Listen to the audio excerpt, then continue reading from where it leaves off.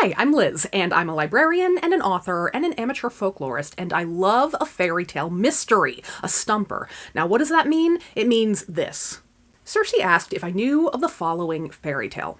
A girl is imprisoned somewhere, possibly in a forest, and her jailer's demand is that a nearby bell be rung a certain amount of times. I want to say 7. The girl had made an ally of a family of birds earlier on, and they all dashed themselves to death on this bell in order to ring it the requisite number of times. It was mentioned that their little skulls were all crushed in their effort to save the girl.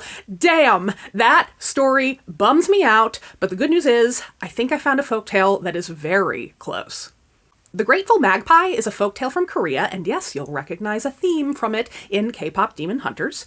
In the folktale, a young man is out and about in the forest, and he sees that a nest of magpie babies is about to be gobbled up by a pair of snakes. Now, magpies are considered good omens in Korea, so the man shoots an arrow at the snakes, killing one of them. The second snake scurries away, and the babies are saved. Later that night, the man seeks shelter in the home of an old woman. He is very surprised when later that night the woman turns into a snake and coils around him, threatening to eat him for killing her husband.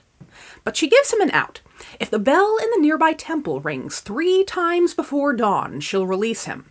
It's highly unlikely that anyone will show up to ring the bell overnight, so the man resigns himself to his fate. But before dawn, the bell rings 3 times and the snake releases the guy. He visits the temple to see who saved him and finds the ground below the bell littered with the bodies of dead magpies who flew at the bell en masse to ring it.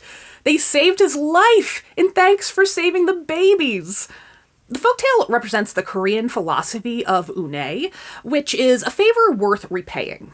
And if you remember, in K-pop Demon Hunters, the magpie shows up as a messenger between Rumi and Jinu, foreshadowing that perhaps their relationship will bring good fortune.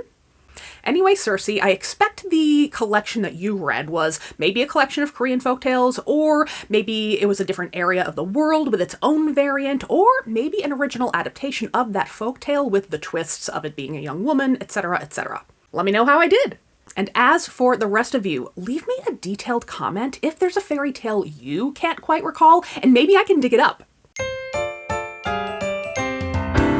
Oh yeah, and buy my book!